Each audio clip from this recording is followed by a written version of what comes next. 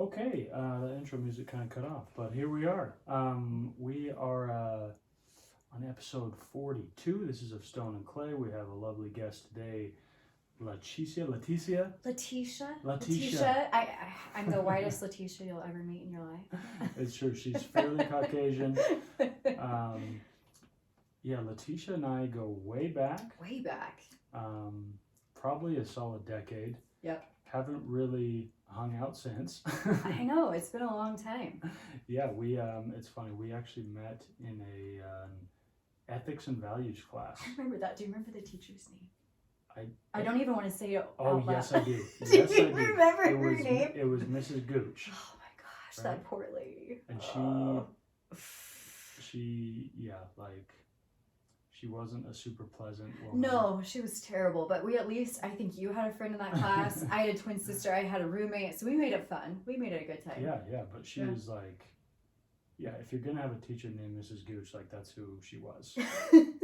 Sadly, yes. Yeah, she was wild. And it was this weird required class. Yes, it was. Yeah. And the book was crazy expensive, and I remember I split it between 3 people, and I think she wrote it, I think. Oh, I'm sure she did. I'm sure she did. And it wasn't like, I don't know, it was a very, like, it wasn't philosophy. No.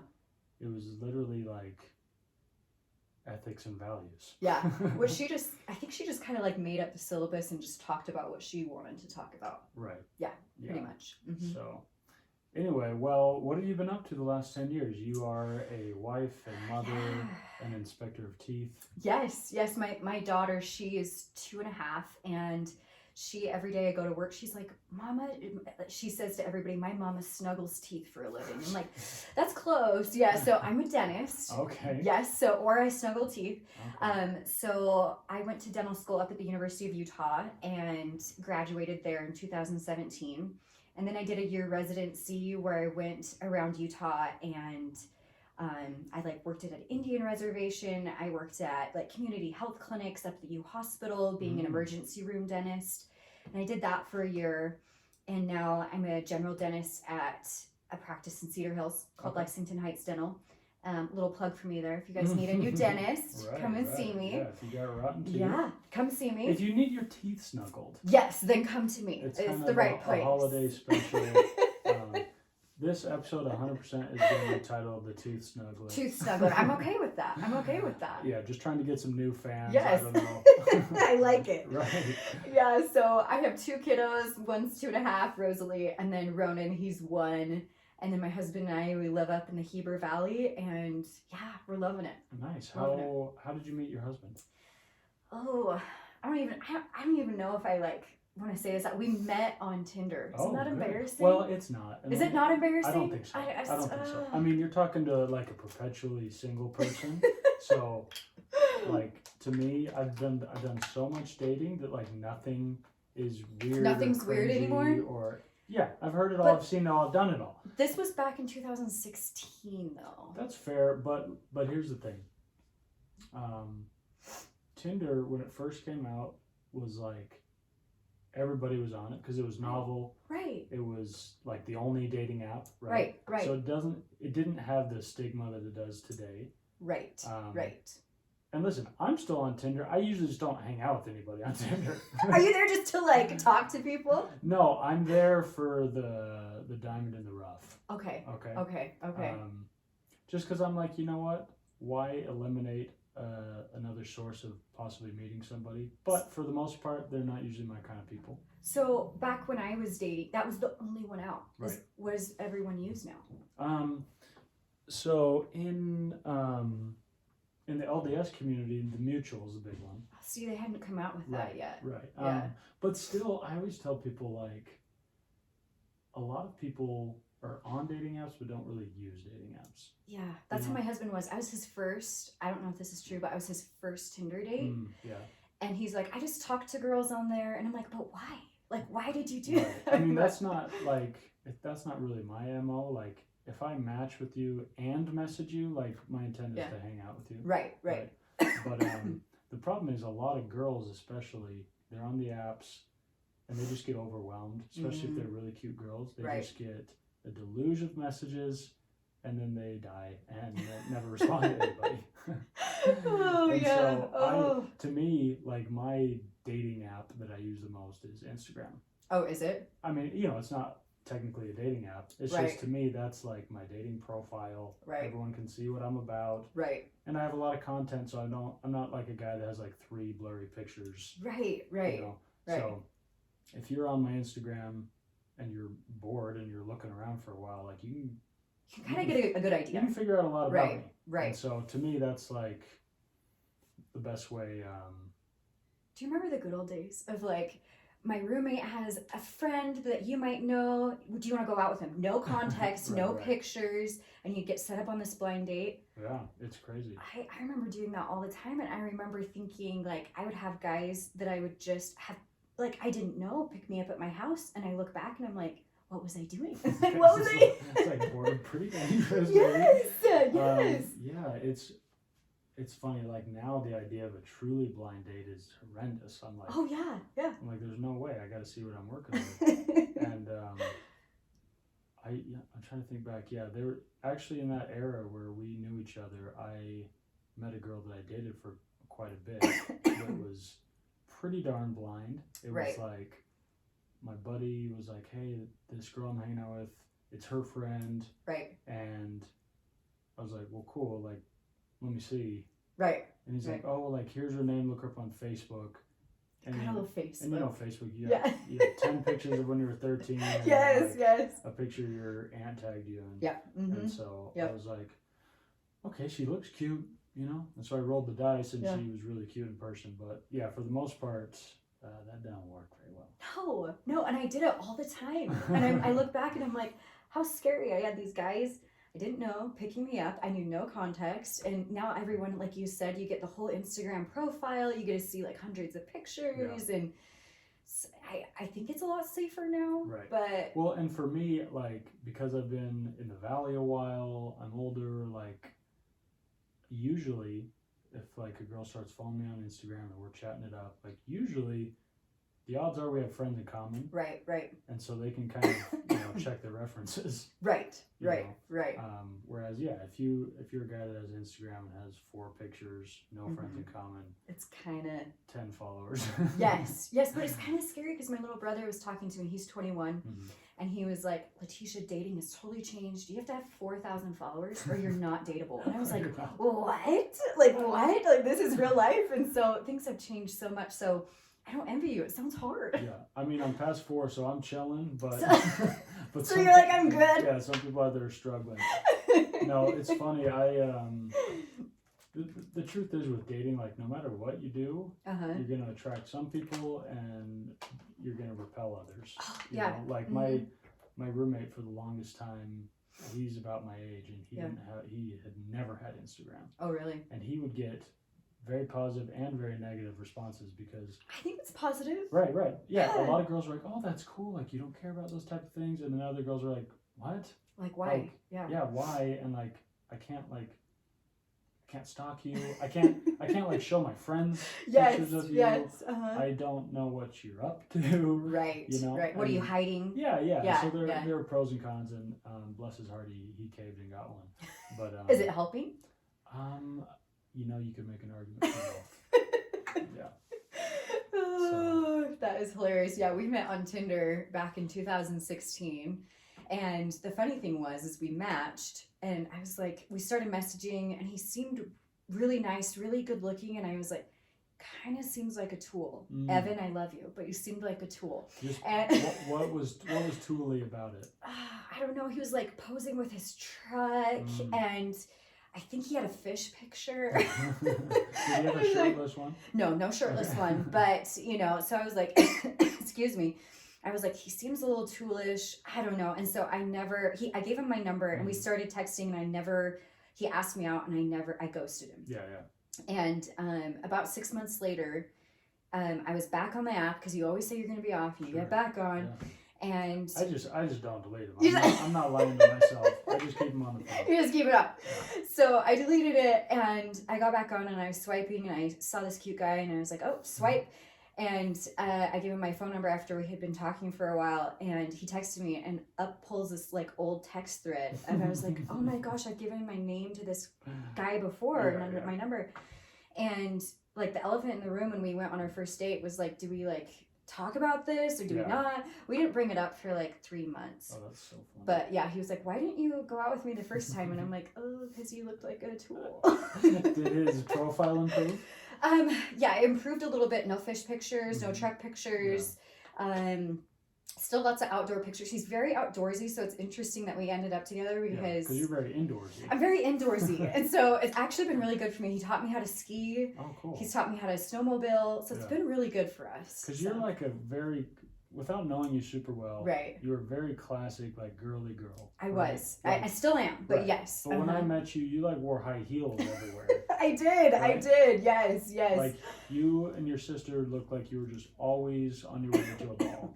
Thank you. Yeah. I'll take it. Which was not like the time. Like the time was very grunge. So I look back and I kind of like cringe a little bit on the inside that I'm like, I thought I was like being cute, but in the like, I bet a lot of people were like, that's not the style. So you look back 10 years ago and you always cringe, but you're like, huh, that was interesting. Well, I mean, yeah, the truth of the matter is like, when you're cute, like, guys just they really don't doesn't matter. Much. Doesn't matter. You know, it might help your case a little bit if you're super stylish. Right.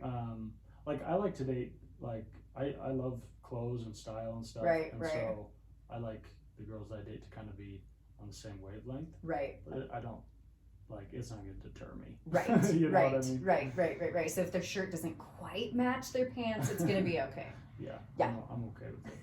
But that's rich. So so you're a little more outdoorsy now. A little more outdoorsy, and like so we do a lot. Like he's taking me shooting. We've gone snowmobiling, and that was one of the things that I wish I would have been more open when I was dating. I remember being in my early 20s and being very narrowed in on like what I wanted. Yeah. And I wish I would have been like more broad, because I look back and I'm like, I probably missed out on some like really good experiences. Were you like that at all or no?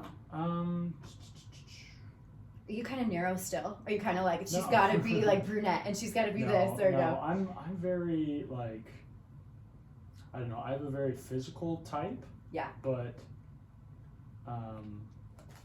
there's no shortage of those girls, right? Right.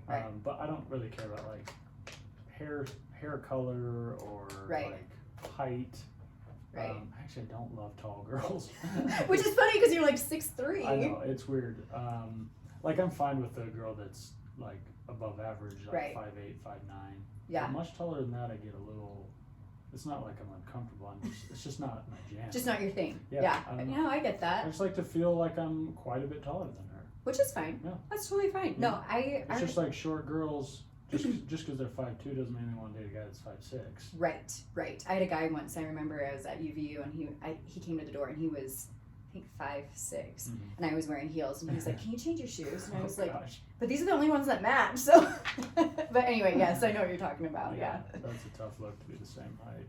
Yeah, I remember being so like narrowed that I had family members, and in Utah in early 20s and you're a female, they're like, "What's wrong with you?" And outside of Utah it's not like that, but in Utah you feel like there's something wrong. So I had people say you're being too picky. Right. And so I listened to, I can't even remember where it was, but it was somewhere I read or listened to that they said you can have 3 things that you can have that are absolutes. And so I was like, okay, I'm going to come up with 3 absolutes. And my 3 absolutes were, he's got to be motivated. I don't care what it's in, but he has to be motivated in something. Yeah. And the other one was core values, like core values have to be similar. Yeah. And then the last one was good chemistry. And I feel like I could find 2 of the 3, but never all 3. Like a guy that had the same values and maybe like was very motivated, but you were trying to like talk yourself into like being attracted to them. Yeah. Or like you were attracted to them and similar values, but they were living in their parents' basement, not very motivated. We're gonna come up with an app maybe in the next 10 years. You know what I mean? Yeah. And so I felt like I could find 2 out of the 3, but never all 3. Until I met my husband, and then I realized there should be a 4th. I feel like a sense of humor is really important. Yeah.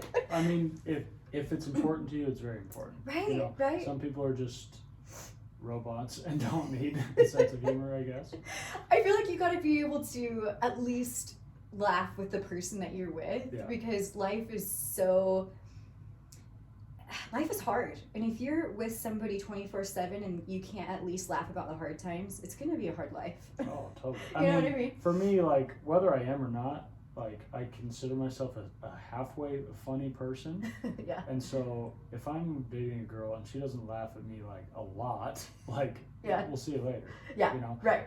It's not like I fancy myself a stand-up comedian or anything. Right. But yeah, it's just that's how I connect with people. Totally. Laughing and having a similar sense of humor. Even if there's people that probably think I'm the furthest thing from funny, but those aren't the type of people that I would really get along with. You could watch a movie and you both would find it funny. Like you have the same sense of humor in like media. You know, it makes it a lot easier. Yeah, totally. Yeah. So I met Evan and he had all those things, and I was like, there has to be something wrong. Like there's something, like this can't be real. So anyway, it's funny. I had a buddy, and this is a little more crass, but he would joke around that there's three things that. Oh really? Okay. And it was the same thing. Easy to find two. Yeah. Impossible to find three. Impossible. Right? He's like, all I want is a girl that is super chill. Yeah. What does chill mean though? Does that just mean we'll circle back. A girl that is super chill, a girl that looks great naked, and a girl that is spiritual.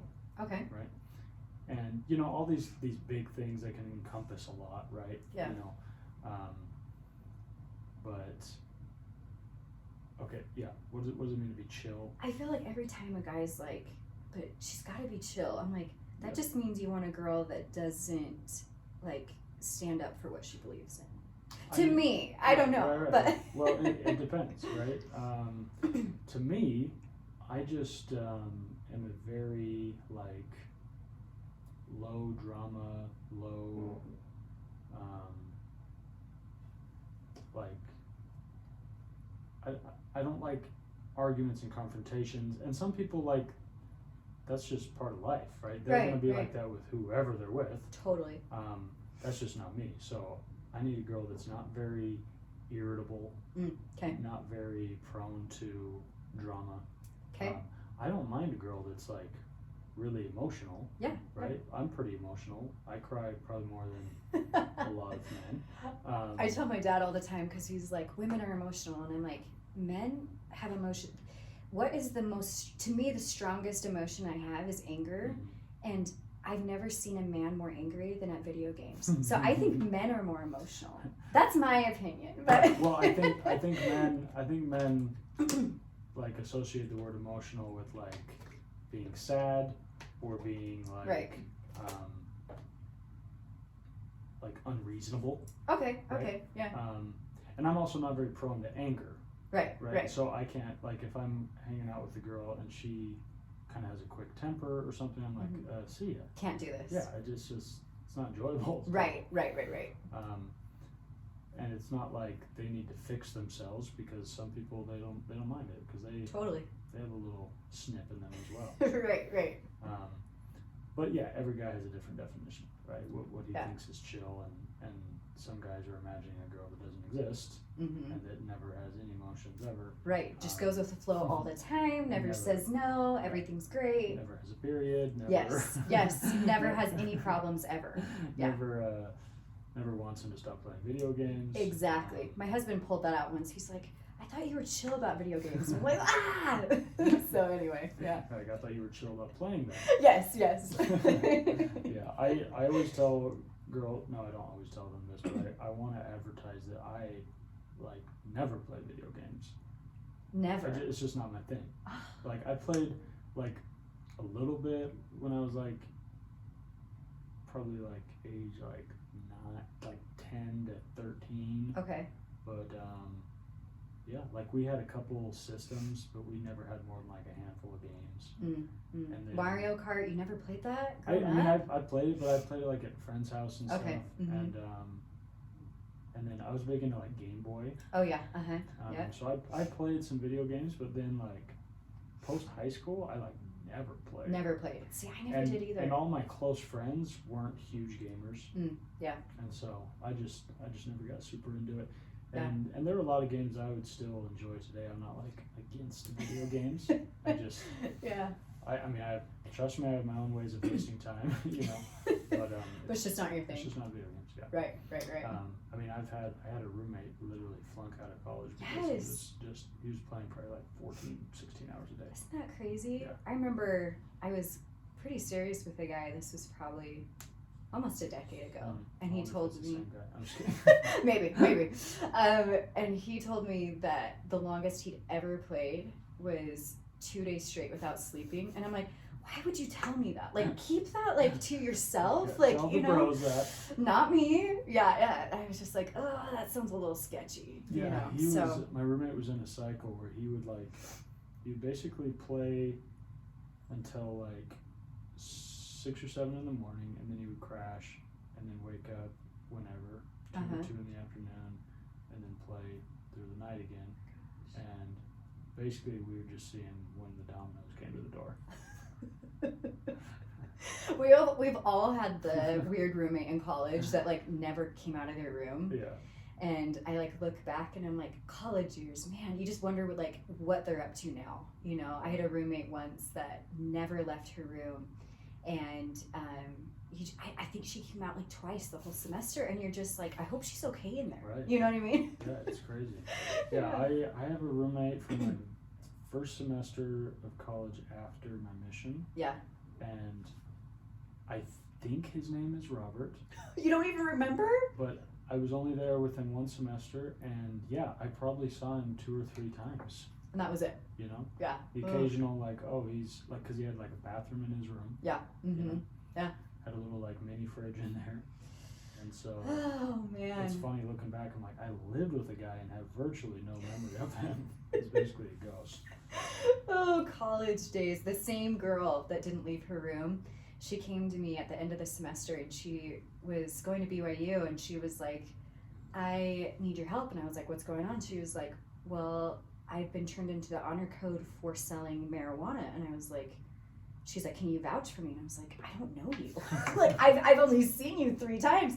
And she's like, but like, does our place smell like marijuana? And I was like, no. And she was like, okay, well then can you vouch for me? And I was like, okay. So I go to the BYU honor code office, and I'm like, she seems like a great girl. I've never seen anything. I've never seen her. Yeah, never seen her. And she came up to me afterwards, and she was like, hey, thanks for lying for me. And I was like, what? So yeah, she finished off BYU, even though she sold marijuana, which whatever. But anyway, so you can't vouch for roommates you never see. Well, she played it off well by not telling you until after the fact. I know, right? I know. Oh gosh, college, good days, good old days. Yeah. Let me ask you, how was you said you did some, was it volunteering or you worked out on like a reservation? Yeah. What reservation was that? So it was at Montezuma Creek, kind of down by, my husband and I, we lived down in Blanding. Mm-hmm. Do you know where that is? Yeah. So we lived there, and it was a little over a month, and we went down. So lived in Blanding, and I commuted out to Montezuma Creek every day. It was about a 15-minute drive. Is that in Arizona or Utah? It was in Utah. Okay. Mm-hmm. And we'd go out, and it was the Navajo reservation, and it's really sad because they get free work there, but they don't ever come until they need an extraction. And so a lot of the time we were doing root canals and extractions just all day long from 7 in the morning till 7 at night. But it was a really good experience because they have basically free healthcare. Right. Pretty much like the basics is what they got, and anything over that they got a discount. And it was really hard because I went there and none of my assistants would look me in the eye because they didn't trust me. Right.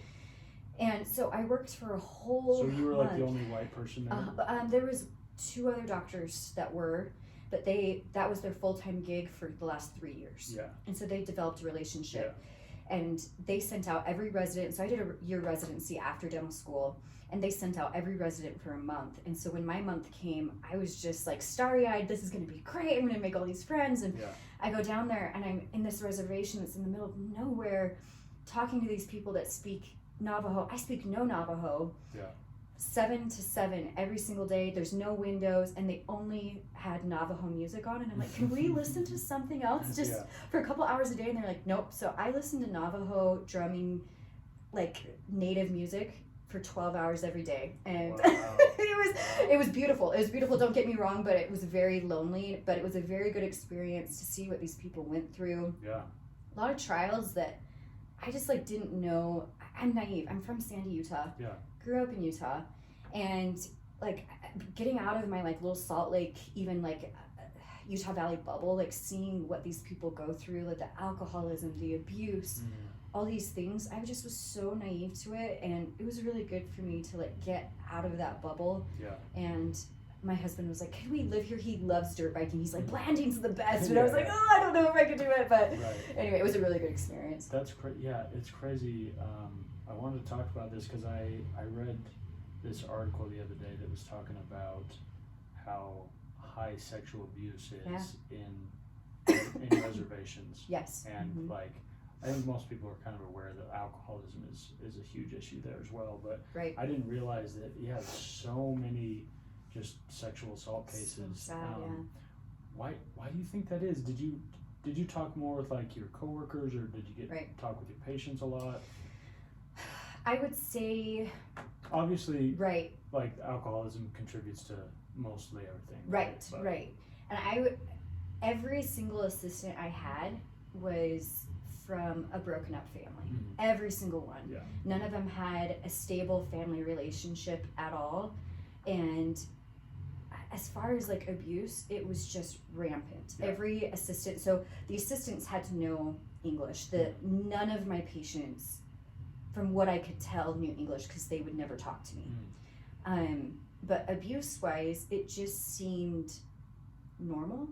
Like they freely talked about it, like this doesn't happen to you, and I'm like no. The physical abuse or sexual abuse?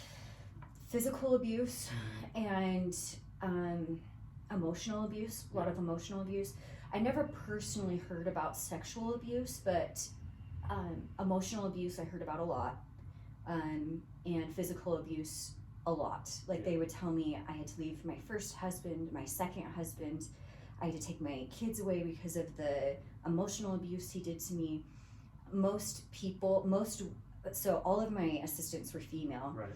And most of the assistants lived with their mother, and their mother was also single. And so it was all these women living together with their children and no males around. Yeah. And it was just and I'm not saying that's always the males that are the perpetrators. Sure. But it was just such a sad environment to see that these women were raising families that just didn't have a lot of male figures to look up to, which was a huge part of my life. My dad was a huge part of my life. He's a dentist, and I grew up and I was like, I want to be just like my dad and serve people. And a lot of these boys never had a male figure to look up to, and it made me so sad. Yeah, it's crazy. I went to a small high school a couple hours, probably 4 hours north of Blanding. Yeah. Called South Sevier. It's in Monroe, Richfield area, and a lot of these little small town Utah high schools, they have this program where they will have Native American kids will come and live in these dorms and go to the Utah high schools. Right. And it's basically, the schools out there are just so bad. They're so, I don't know all the issues. I don't know. I assume it's underfunding. I've been to some of those schools because we would play some of them in basketball in like summer tournaments and stuff. Right. And we would play San Juan High School, which was kind of a mix of like white kids and Native American kids. Right. But yeah, it's probably a lot of underfunding, and I don't know the nuances of the issues, but because there are high schools out there, and I'm sure a lot of them are like, when you're out on the res, there's houses just in the middle of nowhere. Yeah, it's literally in the middle of nowhere. Like there's probably not a good bus system. There's probably, a lot of them, there's not paved roads. I talked to my assistants. I'm like, what do you do for fun on the weekends? They're like, we drive an hour away to Walmart. Like, that's it. Like, that's all the kids have to do. And a lot of the kids drop out of school. They said the average is like 13, 14. Yeah. Like they can't get kids to graduate, which is, it's just, Right. different. So I was going to say it was crazy because our school is probably like 15, 20% Native Americans. Really? Just because of this program. And so I'd love to have some like data, right? Right. But I know that a lot of them graduated high school, which is great. That's great. But to my knowledge, not a single one of them went to college. That's hard. And it's just there's just no examples out there. You know, they're like it's not even on their radar. No, because it's not expected. Yeah, either they don't really have a dad, or if they do, he certainly didn't go to college. Right. And so, and you know what, whether, you know, there's pros and cons to all of this, but the government gives them so much that they feel like they don't need to do anything. Right. And even if they were ambitious, the areas, they're just not set up to do much. Right. You know, there's not jobs available. There's no jobs. Yeah. And in their culture, they don't like leave. No, they don't. They always come back. And like you said, it's just like a cycle of the parents didn't go to college, and so the kids don't really think that it's important. And anyway, it's a sad cycle that I don't know how they're going to change that cycle. You know, but it's tough. I kind of compare it to, in a little way, it's kind of like any small town, right, where a lot of people don't have dreams of being a dentist or being an engineer or anything. They're just like, oh, I'm just gonna stay here and like work with my dad, or I'm gonna go work on the farm. And like these are all like fine occupations and everything, but it's hard for people to progress because they just come back, and it's hard to have big dreams in these little towns. Well, you're comfortable. You go back to where you're comfortable, and they're comfortable there, and there's people there with the same values, the same things, and it's hard to leave. Yeah, it's hard when no one's pushing you. Yeah.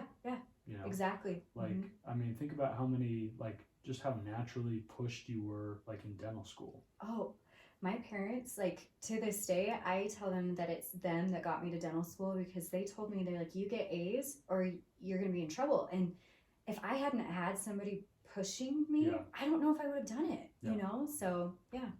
Yeah, and it's like, I guess now that I think about it, like, the thing is, even if because if you're Native American, you basically can you can go to college for free. Right. You know? Right. And you can even, if you do decently well, you can get into a really nice school. Oh, for sure. You know? For sure. And if you're like a female. Oh, yeah. Like, golden ticket. Yeah. You could probably have like a 3.0 and get into Harvard. Yes. Oh, for sure. You for know? Sure.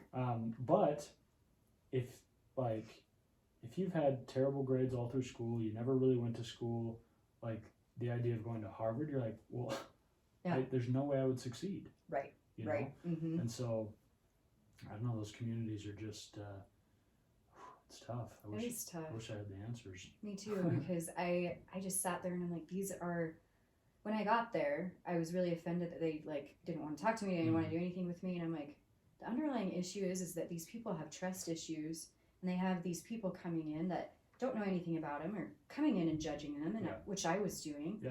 And I don't blame them. Like, they were judging me for judging them, and no wonder they stay there, because they feel judged, and they're comfortable there, and so they're going to stay there. And it's just hard. Yeah, and the truth is, it like, it's not going to change anytime soon, because the way to fix this is to have, you know, you have a kid that has some moxie and some gusto, and he gets out and he decides to not move back, and then, you know, his girlfriend does the same thing, and then they start their own family. Yes. You know, you just, it's got to happen kind of one by one. Yep. You know. Yeah, it'll be interesting to see how that. Yeah.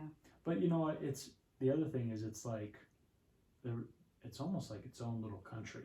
Yes. You know, they have their own laws. They have their own language. Yes. And I think that's why abuse was kind of rampant there too, is because, like, the arm of the law wasn't quite the same there. Yeah. And so I don't know if they just felt like, I don't know, that the reprimands would be different. I don't know, but the law system was completely different. And they talked about how each family had a stack of guns and they kept them outside and da-da-da. And it was just like a whole different world. Yeah. It's the Wild West. Oh no, it was totally different from Sandy, Utah. Yeah. That's crazy. It's cool that you experienced that though. Yeah, it was. Even though I've never really been out there like that. Even just driving through and going to some of those high schools and being friends with a lot of those kids in high school, it's cool to kind of understand their experience a little bit better. Sure. Because I just think the average American like doesn't know squat about like Native Americans and their culture, and they just think like, they think of the drum music. Yes. They think of some negative connotations. And there's a ton of tribes, but they're always so spread out in the middle of nowhere, and so they don't really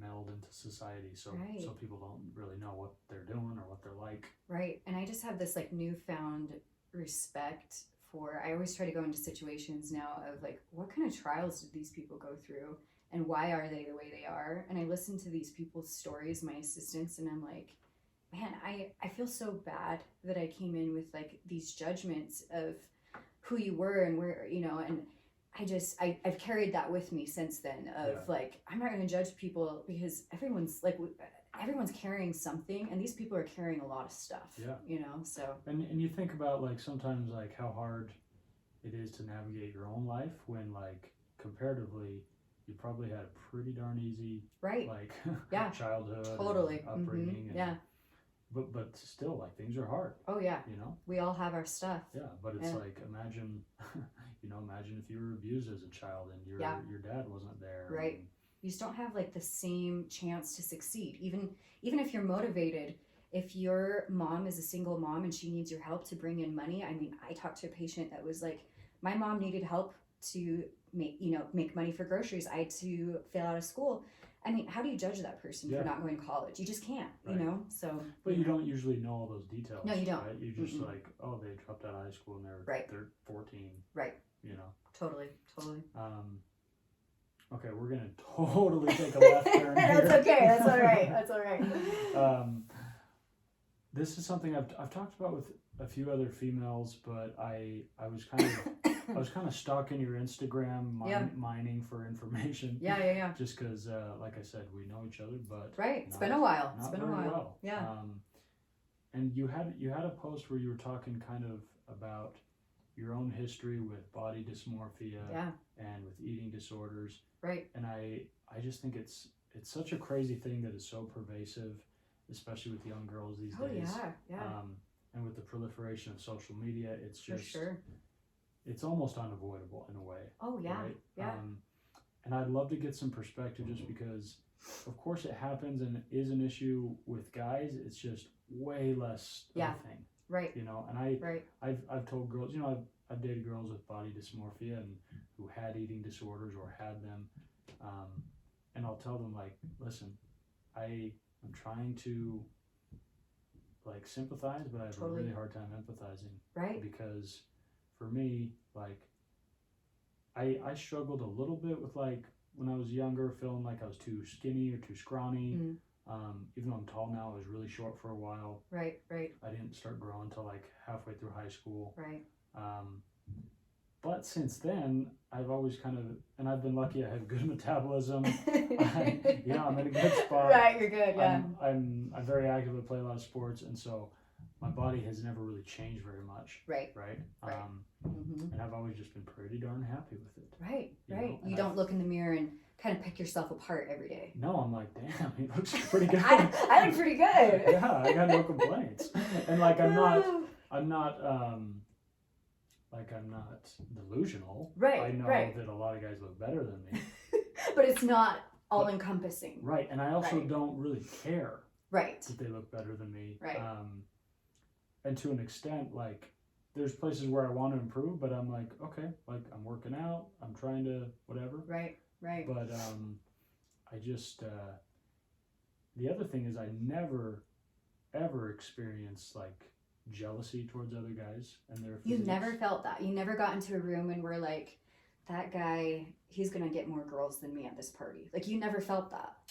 Not really. It's like, I look at it maybe from a competitive standpoint. Yeah, And I'm yeah. like, okay, this guy maybe has some more like arrows in his quiver, Yes, so to speak, right? Yeah. But it was never like made me feel sad about myself. It was more like, okay, that's who I got to deal with. This is what I got to deal with. Right. Yeah. But also I'm like, well, I doubt he's as funny as me.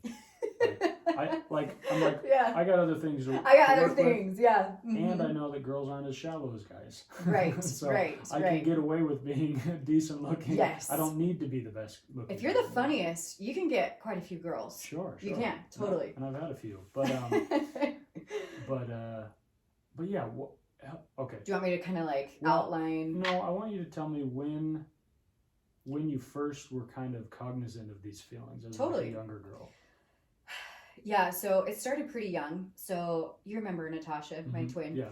So we're fraternal twins, and being fraternal twins is the same thing as being born with a sister. You have none of the same DNA, and so we were born just very different body types. Yeah. Very, very different.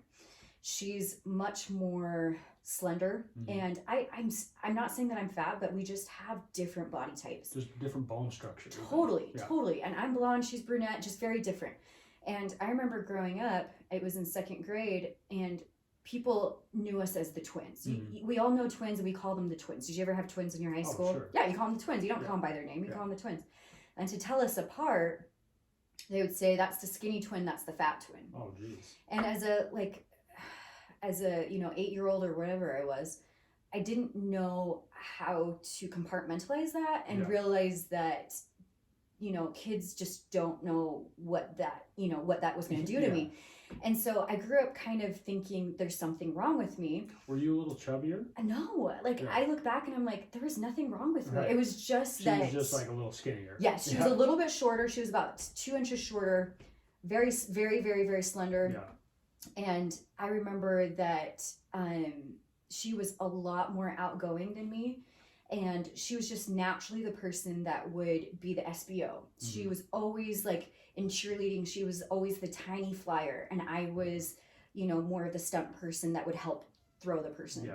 And I was never on SBO. And so when I got into what's SBO? Like student body officer. Okay. Sorry. Yeah. Yes. So she was always like the popular one. Yeah. And I remember in middle school and high school, I would sit there and be like, why am I not going out as much as her? Like, what's the common denominator here? And it always came back to, I'm like, it's because I'm fatter than her. And I thought to myself, if I become skinny, I will be just like my twin sister, and I will be more popular. I will be asked out more. I will be more accepted by my peers. Yeah. Did you talk about this with her? No. Yeah. No, I didn't talk about it with anybody because my parents, they're very good people and I love them, but we kind of grew up in the generation. I don't know if your parents were this way, but we didn't talk about our problems. Yeah. We don't talk about that kind of stuff. And so I kind of kept it to myself that I would diet. I remember I dieted as young as it was in first grade. Oh, wow. So in first grade, I started counting calories, and I would over-exercise. I remember sitting in my basement and doing jumping jacks in my basement as like in first grade. Oh gosh, yeah. So just like overdoing it. I mean, the sad part about this is like, it's not like a first grader knows like a good healthy way to lose weight. No, they don't. Like I had no idea.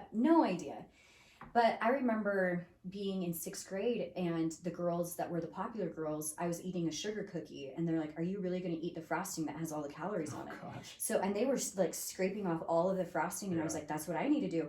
And so even to this day, I have a really hard time like mental blocking eating the frosting on a sugar cookie. And so even girls, like, I thought I was the only one. And as I've like become more open about it, because I believe my dad always said this saying growing up that when I had a problem and I was crying about it at night, he's like, everything's better in the light of day. And I believe that with this problem that I kept it a secret for so long that in my head it became this huge, big thing. Yeah. And then when I brought it out into the light of day and talked about it, it really wasn't that big of a deal. Yeah. And a lot of other people were dealing with the same thing. Right. And you weren't like a freak or anything. no, You're just like experiencing hardship. Yes. Yeah. And in the 90s, it was huge in the media to be tiny, tiny thin. Yeah. And I remember Hilary Duff had, anorexic problems. Lindsay Lohan had anorexic problems. All of these starlets, like that's who we looked up to, and they were all tiny, tiny thin. And I kind of got out of it when I was in college. I realized I can't study if I have an empty stomach, right. and I can't do that. And I really wanted to go to dental school, and so I kind of grew out of it. And then I got to dental school and grad school, and I was about 21 years old, and I was trying to deal with.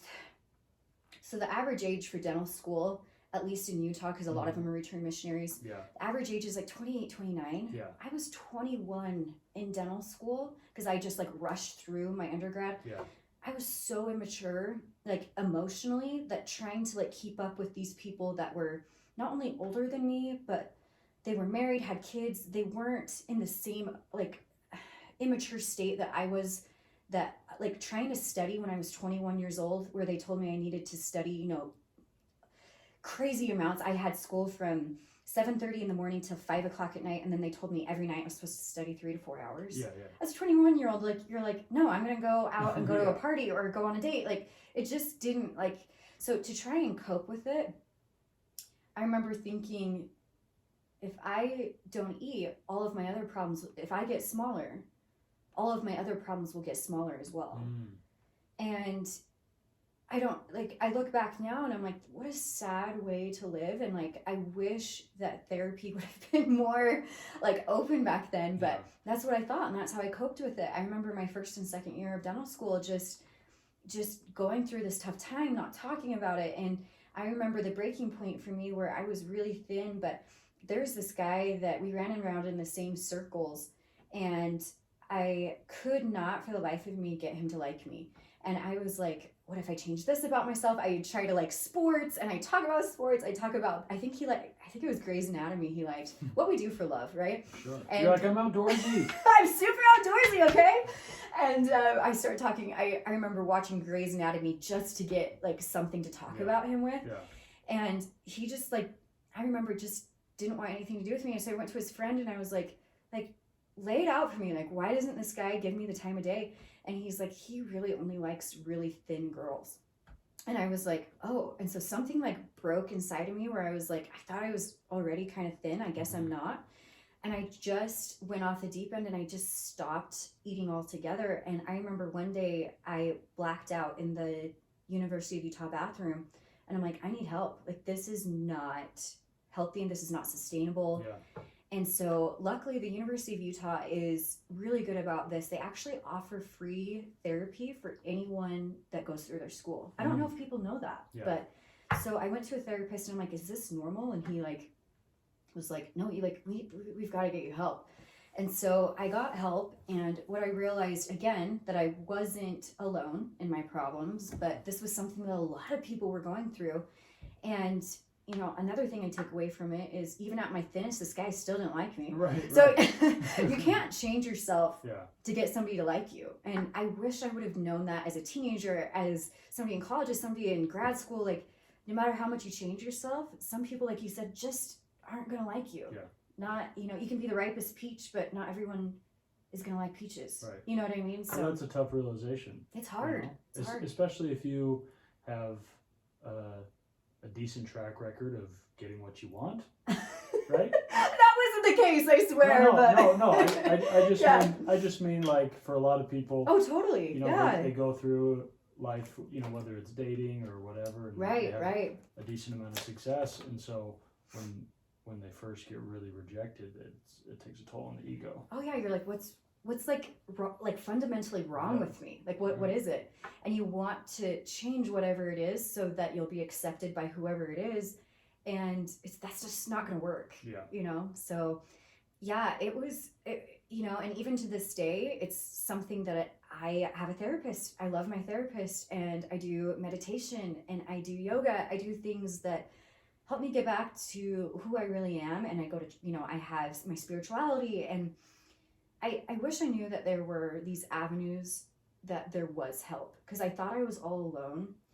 And like I grew up in a situation where we didn't admit that we had problems because we wanted everyone to think that we were fine. Sure. And I feel like Utah is rampant with that you want to keep your problems to yourself because you want to be seen as perfect all the time.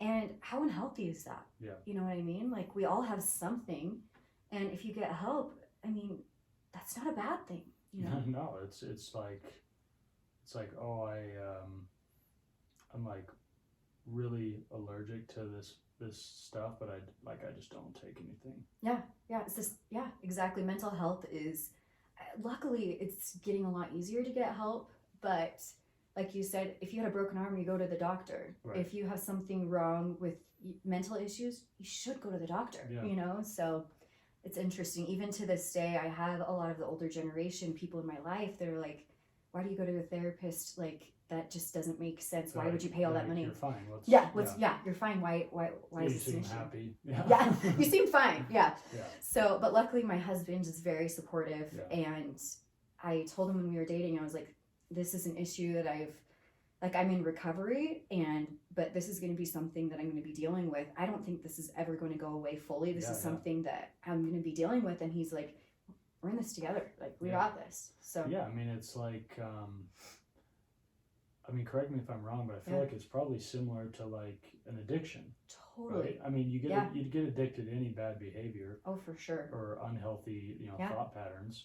But when you've been addicted to something for a while, like that recovery, it doesn't just like go away in a year or 2 years. You go back, like we were saying, to where you're comfortable. Yeah. And what made me comfortable was if I'm thin, I'm not gonna have any other problems. Right. So if I have like a bad day at work where, I have some really hard procedures, I'm like, I remember having this thought like a year ago, if I'm thin, my patients are gonna respect me more, I'll be a better dentist, I'll get more patients. And it was this cycle of like, no, we don't do that. We don't get into that cycle, Latecia. Stop this here.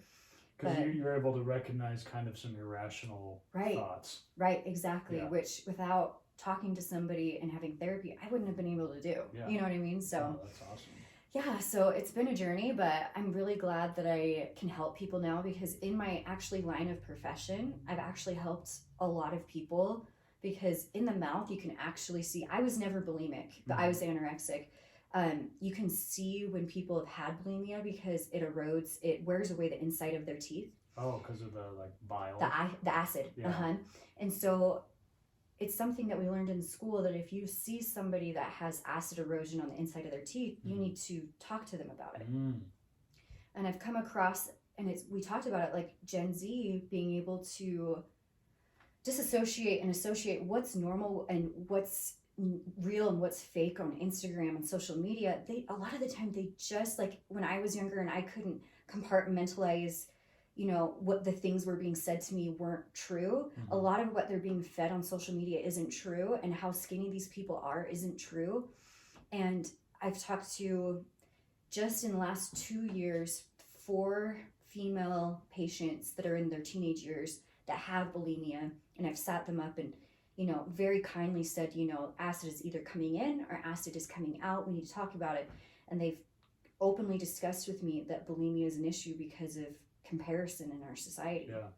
And so I see it, and I can say, I have been through something similar, and you can have help. Like there's ways to get out of this, so. But yeah, I feel like it's almost impossible to just do it yourself. Oh yeah. Because I mean, you can, and of course there's a spectrum, right? I'm sure there's a lot of girls that have thrown up a few times and kind of experimented with it, right? But never really got down that path. Totally. But for the most part, if you get deep into it, like it's almost impossible to just talk yourself out of it. Right. Which for a long time, like a lot of people, surrounding me were saying, if you pray hard enough, you'll be fine. Yeah. Which that was another issue. I was like, can I talk myself out of this? Can I pray myself out of this? And I feel like a lot of people get a lot of shame in Utah, especially for, if you're strong enough mentally and spiritually, you should be able to get out of whatever your issue is, whether that's pornography, anorexia, any problem that you have emotionally. If you pray hard enough, it should take care of it. And that's just I believe in God, and I believe that He can take care of a lot of things, but I also believe that God gives us resources to help. Like, right. Well, you know what I mean? My argument would be like, okay, if you're praying hard enough and you're like attuned, Yeah. the answer will probably be, hey, go get some help. Right, you know? right. And it's not to say that like, you know, the God I believe in can perform miracles and do anything, but Right. it's like, usually the onus is on us. Yes, to act. Yeah, Right. totally. And so that took me a while to get out of the shame cycle of like, I should be able to do this myself. Like, this is something that I should be able to overcome myself. And so, yeah, it's been a journey, but it's something that as a mom, it's made me a better person too, because I remember I hadn't even had kids yet. I wasn't dating my husband. And I sat there and I had these issues, and I'm like, what am I going to say to my daughter someday? Yeah. Like, I'm going to have to look her in the eye and tell her, like, your mom doesn't eat, but you should eat. Yeah. You know what I mean? And I sat there and I'm like, I don't want that life. I want to be somebody that is a strong mother figure that can show her that, we're born with these bodies, but your body, I love the quote, your body's an instrument, not an ornament. And I want my body to be, when I was at my lowest, I couldn't go on hikes with my friends. I couldn't go traveling because my mind was so foggy. I couldn't do my every day-to-day stuff I wanted to do. Yeah. At that point, my body owned me. And I want my daughter to know that her body is an instrument to be able to go out and travel and eat all the good food she wants to do her hobbies, and her body shouldn't own her. She should own her body and be able to live life. Yeah. I wasn't living my life, right. So, yeah. Did you struggle with, because it sounds like you kind of started getting better like in grad school. Yeah. Did you struggle when you started having kids and your body started changing again? That was huge. Yeah. That was huge. I remember when I was pregnant with my daughter and I was at the gym, and I remember a guy looked over, I have no idea why, but he looked over and I was like, the first thing that I wanted to say was, I'm not fat, I'm pregnant. And I'm like, I don't even know this guy. Why do I want to tell him that? And I was always worried that my husband was thinking I was fat, my coworkers, and it was a hard thing where I felt like when I was at my lowest again, I felt like it was the one thing I could control. Like when I was in dental school, I couldn't control a lot of the things around me, but like a lot of the time I couldn't control what test was coming up or if the guy I was dating was going to be good to me or not, but I could control what I looked like. Yeah. And same thing happened when I was pregnant, where I was like, I can't control a lot of this, and I want to control what I eat, but I can't. Like, this is not only my body right now, this is somebody else's body, and I can't control this situation. So it was a very out of control situation. It was really hard, but I've done it twice, and it was excuse me, really hard on me. But again, a lot of support from my husband, a lot of support from other family members. But as a woman, you get a lot of value, sadly, out of your looks, even post marriage. Like, sure. A lot of the people around you, I remember like being married and trying to find a job, and men saying things about my image just in interviews that I'm like, that's what I'm valued for. Right.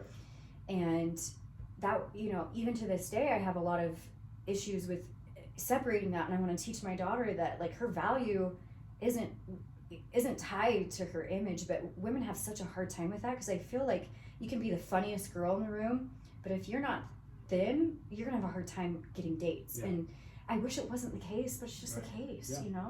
Yeah, and it's like, to kind of relate in a weird abstract way, for me, like, sports have always been such a big part of my life that a lot of times when I've done poorly in a sport, I felt really, really bad about myself, because I put so much of my self-worth on being that basketball player or that spike ball player or whatever. And so, but something like if you're putting all your self-worth on how you look, the second you like put on 10 pounds get pregnant or have a bad haircut or you're shattered. Heaven forbid, you're like, you get some burnt, you're in a fire. Right. Like your world is destroyed. Exactly. And so you have to find a way to have your self-worth spread out a little bit more. Yeah. You know, you have to Yeah. you have to find worth in your intellect, in your hobbies, in your passions, in your relationships, and Exactly. and that way when, you know, because same thing, if all of your self-worth is wrapped up in your relationships, what happens if you get dumped? Exactly. Or what happens if a friend betrays you? Exactly. They have to be spread out. And too many women that I know and too many young girls that I know think that if they're good looking, they will get the right job, they will get the right boyfriend, they will have the right life, if it all boils down to that they're attractive. Right.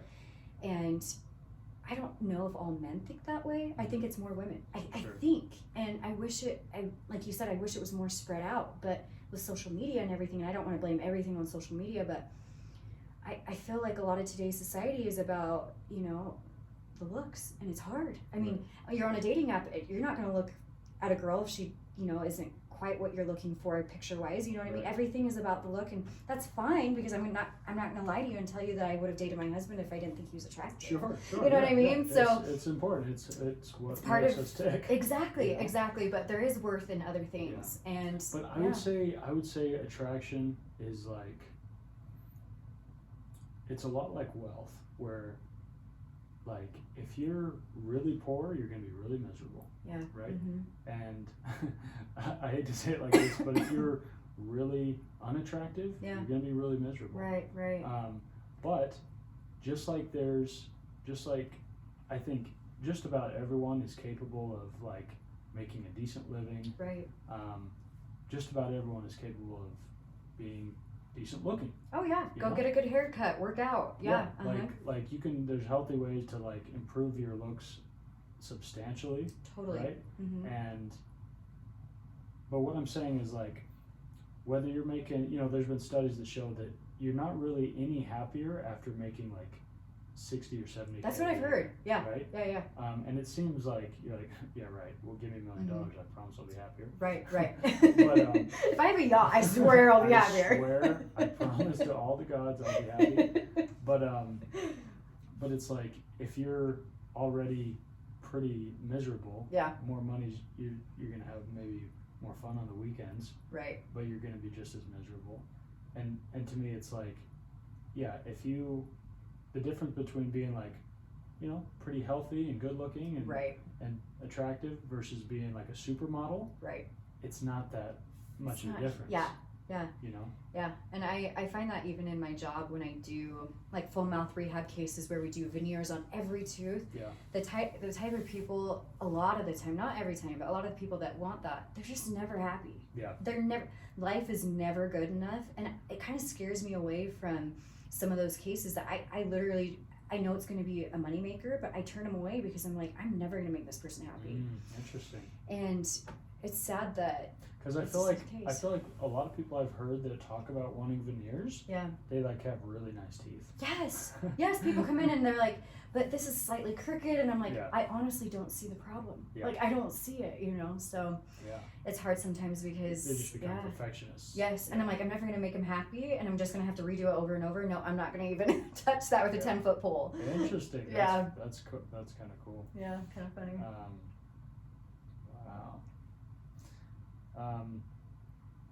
What would be your advice to girls that are like, just feel like no matter what they do, they just can't like not stop worrying about like what they eat or how much they weigh or how much they're putting on or whatever, like, because there's you know, some obvious, you know, tips you could say. You could say, well, you know, start eating a little more healthy, or you know, don't eat late at night, or start going to the gym. You know, there's plenty of kind of obvious things. Right. But from like a mental standpoint, what are some healthy approaches? Like we had talked about, like I had this thought when I was younger and also in grad school that I will be the happiest when I'm the thinnest. And I think that's what we're all chasing. We're all chasing to be the happiest we can be. And like we talked about, I was not happy. I was at my lowest point, not happy. And I had actually a lot of people even giving me compliments. I remember 2 guys in my dental class say, wow, you're looking great. Like you're looking awesome. And I remember thinking, why isn't this feeling better? Yeah. Like, why don't I feel better right now? And I was going out on dates and stuff, and I'm like, I don't feel better. Yeah. So I want to tell you that, like, find happiness in other things. And I'm not saying don't try to live a healthy lifestyle, but I can promise you that bad habits, every single person that I've talked to that's gone through recovery with this, it's never made them happier. And if you're chasing happiness, it's not going to bring you happiness. So find happiness in the people around you. Try to find happiness in a new hobby. Try to find happiness in maybe traveling, maybe finding a new book club. I mean, it's hard though, because everyone has, my therapist always said that eating disorders are so multi-dimensional, so multifactorial.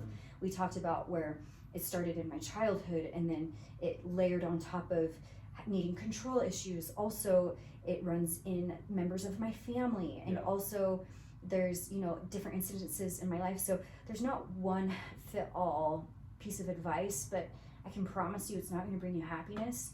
And try to find happiness in other things, because you're chasing it. I know whoever's listening to this and says that they can't, get thin. You're chasing happiness, and you need to find it somewhere else. Right. I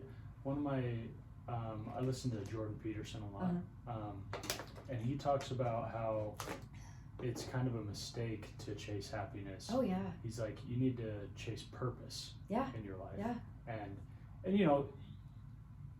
they can be synonyms, right? You can say I'm searching for happiness, but when it comes down to it, if like the only thing that makes you happy is something excuse me, is something that's going to fade, or something that is ephemeral, it's like you're never going to get there. You're never going to get it. There's not some special place that you're like, now I'm happy. Now I'm good. Now I'm good. And I'm sure there's like, I'm sure there's different benchmarks where you're like, you know what, like, now that I'm married, I'm a lot happier. I'm a lot more fulfilled in certain ways. Or now that I have kids, I'm happier because I've brought life into this world, and I have more of a purpose. There's different things you accomplish or achieve or that happen to you that kind of add to your happiness. But for the most part, it's just a journey. And if you don't have purpose, you're just never going to find the happiness. And you can't look to other people to finding it either, because I thought in my naive little mind when I was getting ready to apply to dental school, I'm like, some guy is going to respect me more and love that I'm going to be a dentist. And I actually deterred a lot of guys. Yeah. And we don't want to floss on every day. A lot of guys were like, I don't want to deal with the debt. And I'm like, I get that. My husband was actually like, oh, sugar mama, do I even have to work? Yeah, okay. You're like, no sugar. No, none.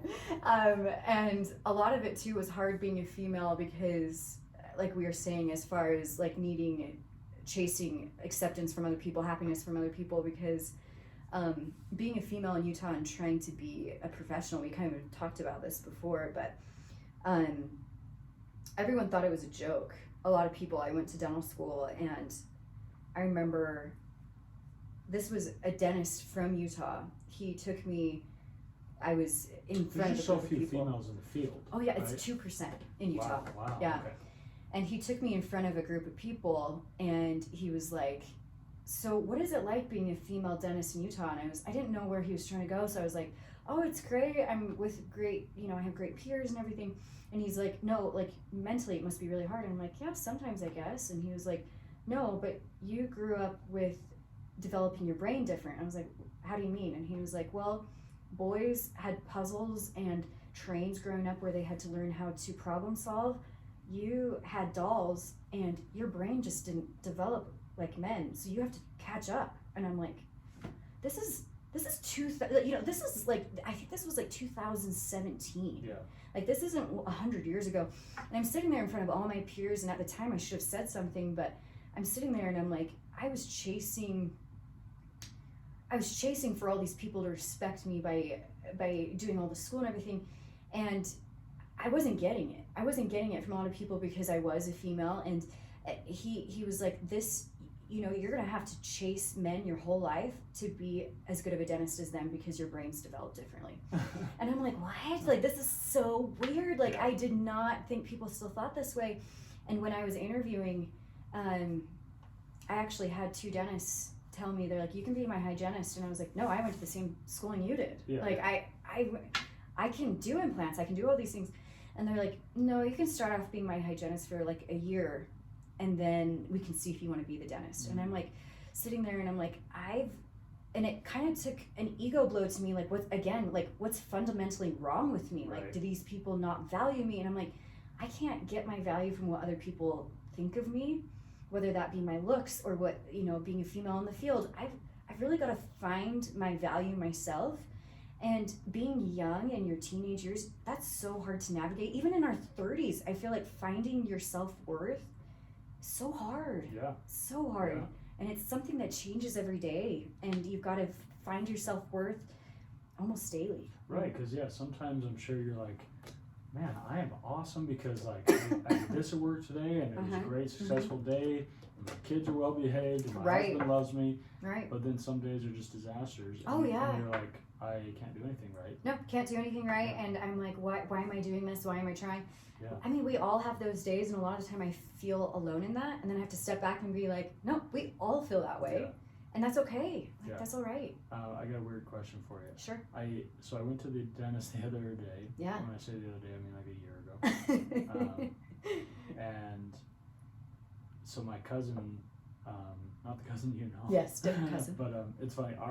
We became friends just because we were in the same class together. But it turns out our cousins married each other. Yes. So we're not related at all, but we're like. Kinda, but not really. Yeah. We could potentially see each other at family gatherings. Potentially. But it's never happened. I don't think it ever will. But my cousin's a dentist, and he's like it was like his first year or whatever. And I go to the office, and there's like a picture of like the main dentist and then like all the employees. Yes. And they're all female. All female. So it looks like this weird like culty sort of thing. Yes, it's so weird. And I was like, there's gotta be some shadiness going around. For sure. With just all those hygienists, all those like male figures. Give me some dirt. Like, did you run into some kind of weird scenarios ever? Because you've been in a few offices, right? Yes. So I remember in dental school, multiple dentists saying, now you boys, because there's hardly any girls, you boys be careful because you're going to be surrounded by girls that are 18 to 25. That's around the ages. And there's going to be 8 of them, and they're going to worship the ground you walk on because you're a doctor and you write their paychecks, and you're going to have 8 young, mostly probably attractive girls telling you that you're amazing all day, every day. Yeah. And how could that not go to your head? Yeah. You know what I mean? And especially like, heaven forbid you're single. Yes.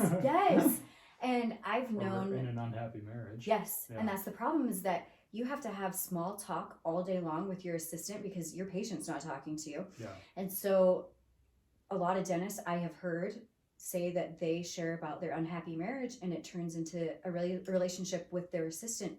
And I know one in particular that had an affair with his assistant, and this isn't here in Utah, but it can become so easy because, like you said, it's a very weird dynamic. Yeah. Super weird. Yeah. Well, I feel like so much of any infidelity, it's like between coworkers a lot of times, because that's who you're spending most of your time with. Yes. And you feel comfortable, and you like form these relationships. But yeah, I just remember, and then I went to this other dentist a little bit after because I had to get a root canal. Yeah. And I was like, same exact thing. I see these pictures, and they're kind of creepy almost. Yeah. It's like one guy and like 12 girls. Yes. It looks like some like polygamous stuff. It's weird. It's weird. Yeah. It's funny because at one of the practices I worked at, it was, so being a female, I was the dentist and I had a male assistant, and every patient without fail, the new patients were like, so where's the doctor? And I'm like, oh, I am. And he would come walking in the room and they're like, hi, doctor. And I'm just like, this is such a weird dynamic, but there needs to be more of that, because the dynamic of having 12 women with one man, and it's weird. Yeah. It's weird. Yeah. Yeah, it's really weird. It's funny. It reminds me. I heard this. I can't remember if it was a comedian or something, but this guy was like, he's like, these days, if you're teaching high school, you can't be hot and teach high school. You can't. You got to do something else. It's just not a healthy environment. It's not a healthy environment. Yeah, There's totally. too many hormones running around. Yes. And especially like, if you're like a male teacher that like was like you, rushed through college. Yeah. And is teaching when he's like 21. Yeah. And you got students that are 18. Not a good scenario. It's just tough. Not a good scenario. Because even totally. More so than like a dental hygienist, you're with them 8 hours a day. Yes. Yes. Oh man. And you're going on, and if you're a coach, you're going on trips together. Yes. And it's just I don't know, like it's crazy. There was multiple teachers in our high school that had scandals. Issues. Yeah. You hear about that, and I even heard about there was a seminary teacher like recently in Utah, and I'm like, this is still happening. Like this stuff happens. Yeah. Like anyway, I'm naive, but I'm like, this stuff happens. It's crazy. Yeah, it's wild. Yeah. What was I gonna say? Do you have any other crazy like patient stories? Oh man. Like do you deal with maybe you did more like on the res, but do you deal with like people that come in with like meth mouth? Yeah, and again, you sit there and I've become a lot better about like this is a person, like, and this is somebody that has these like if we all had problems that showed on the outside, we'd all be ugly, right? You know what I mean? And sadly, this person's problem is front and center. Yeah. And I feel so bad that some of us have issues that we can hide. Right. And this person has an issue that they're going to live with the rest of their life. There's been meth mouths. The youngest person I've ever had to pull all their teeth out and do dentures was 17 years old. Oh, wow. Way too young. Yeah. Way too young. Full dentures at 17 years old. I mean, they're not going to be able to kiss or eat or live their life the way they should ever again. Right. And, but yeah, I did see that a lot. Dentures still suck. Oh, they flop around you. They don't stay in unless you get a ton of implants in there to keep them in. And that's crazy expensive. Crazy expensive. Isn't it like 30, 40 grand? Oh, yeah. Easy. Yeah. We saw that a lot because actually when I was in residency, when I was up at the U Hospital, they would bring inmates in. And so they would be handcuffed to the chair. And I'm sitting there with like the sharpest of instruments. And I'm like, this person could reach over and hold me hostage with my drill. And I'm like scared out of my mind. But those were interesting scenarios. I also, because I was in the hospital, it was really hard mentally because any person in the hospital that had dental issues would be referred to our clinic. So a lot of the time, if they were unstable in the unit that they were in, we had to travel up to their unit. And I had to go to the mental institution at the U multiple times and do their dental work. And I remember going up to the mental facility, and this person, they could give me very little information, but they're like, this person has had suicide problems. This person has had problems with wanting to kill people in their family, and they hallucinate. And now you need to stick your hands in their mouth with only this tiny little nurse next to you and see if they have a cavity. And I'm like, this person could bite my hand off. You know what I mean? Yeah. And so you have to sit there and try to, navigate this really hard situation. And anyway, so yeah, really crazy stories that really made me very happy to be in Cedar Hills and have, the craziest thing I see is somebody with like 3 cavities, so anyway, but it was a really good situation for me to learn how to empathize with people and learn how to do really difficult dentistry so that now anything that's thrown my way, I'm like, I can handle that, so. Oh, big deal. Cavity. So did you have any like specifically scary moments? I remember there was somebody that came into my chair at the dental school, at the residency.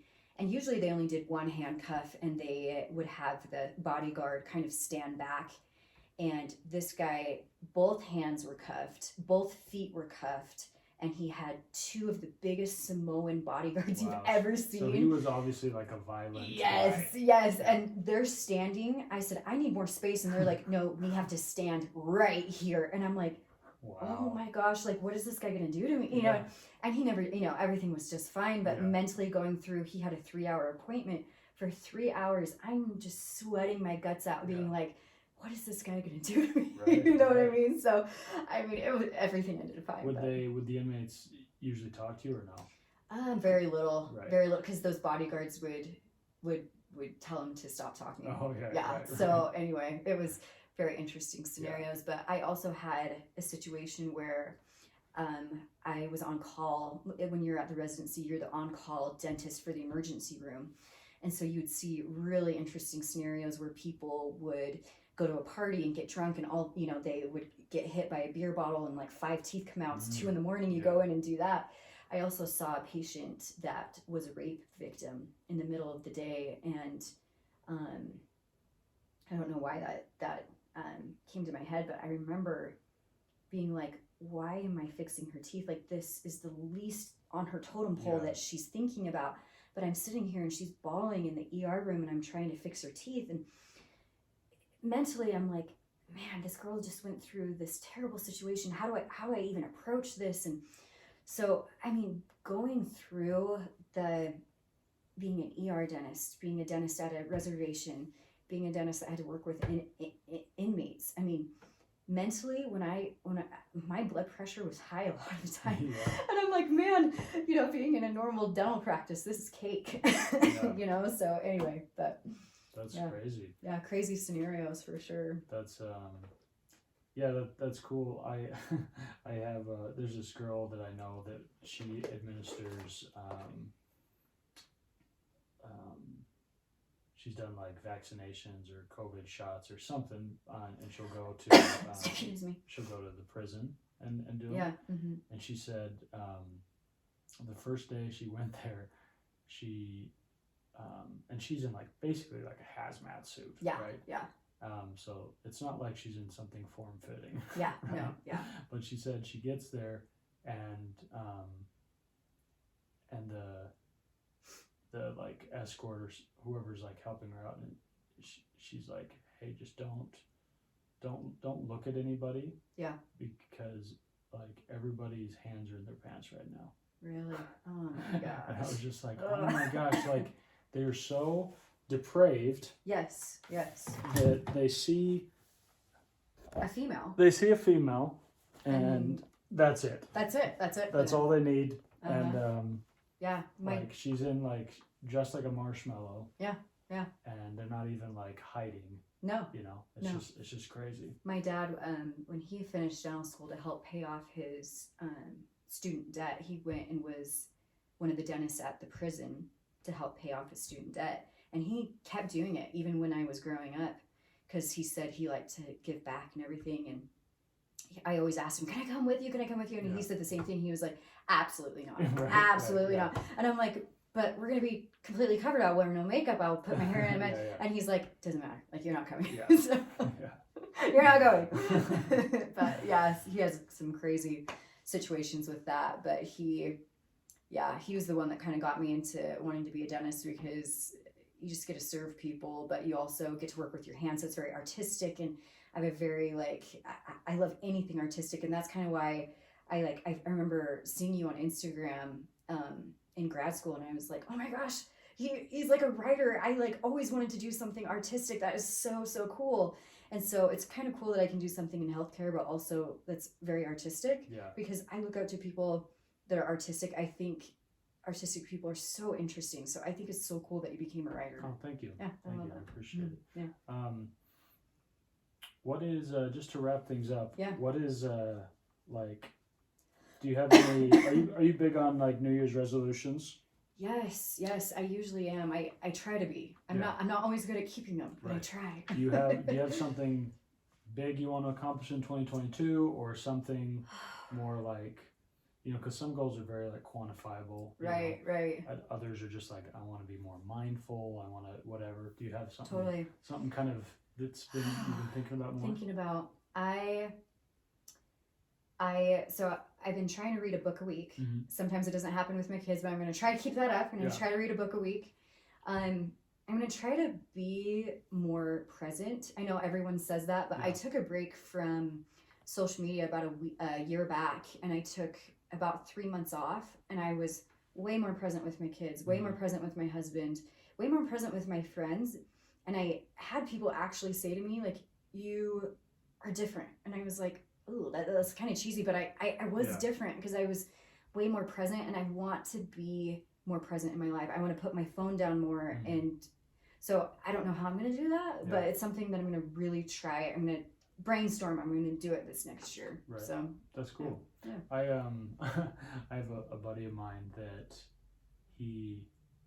his are for maybe more intense reasons. He for a lot of years struggled with pornography addiction and stuff.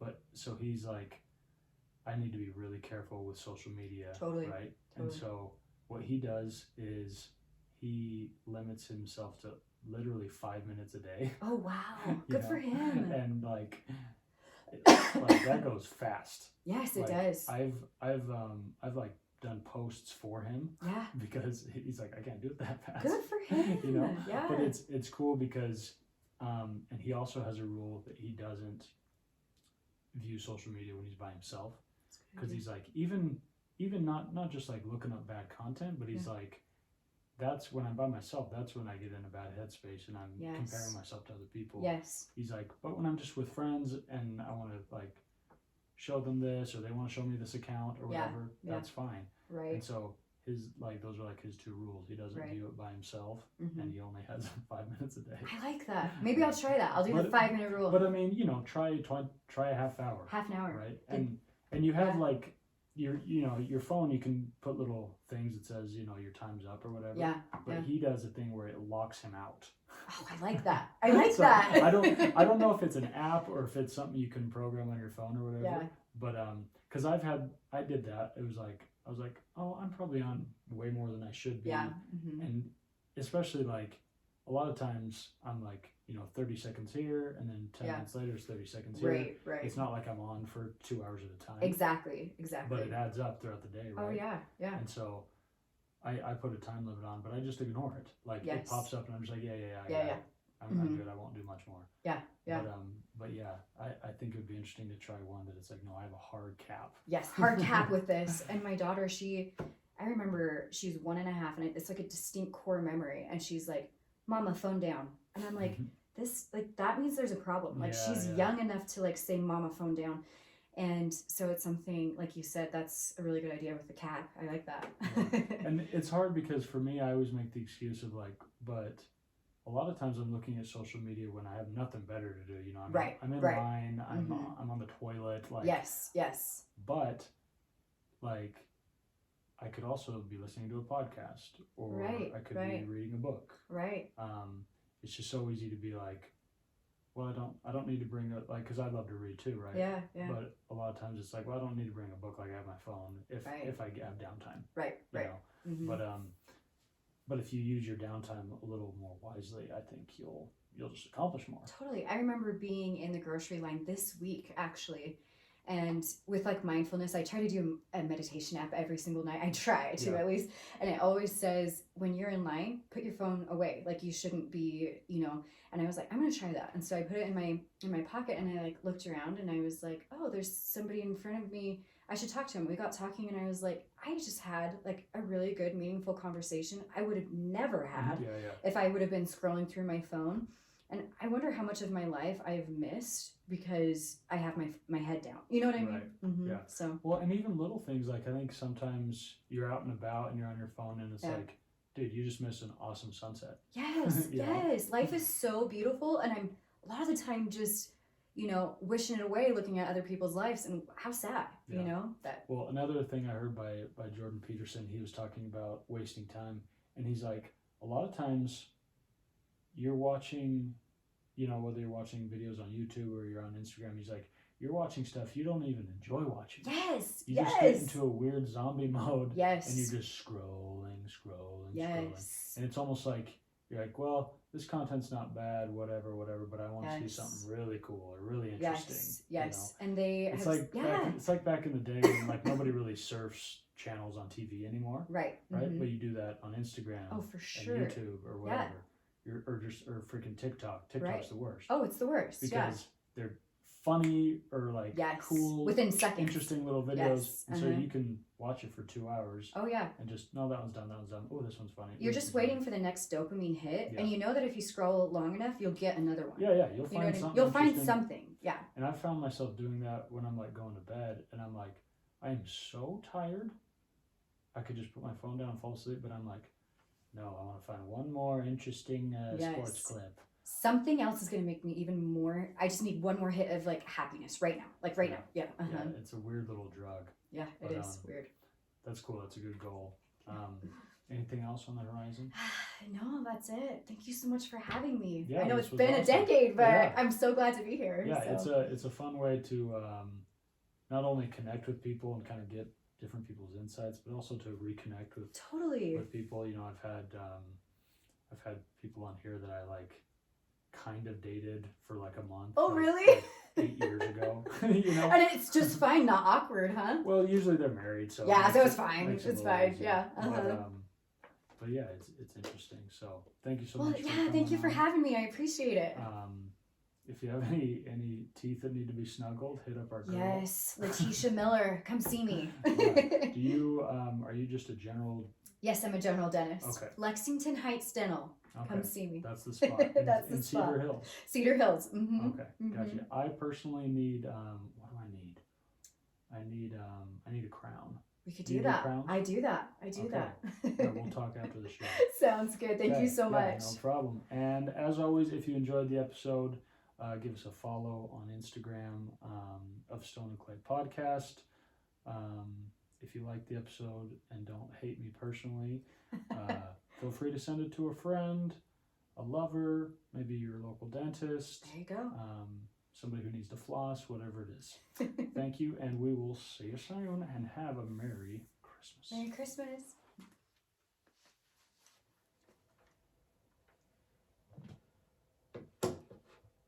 Alrighty. Well, I'm a newbie, but... No, you were awesome. It's always kind of weird to be like, okay, I'm talking in a microphone, but I'm really talking to you. I know. Yeah. Thanks for having me. No, you were awesome. Yeah, it was fun. A lot of people are, not as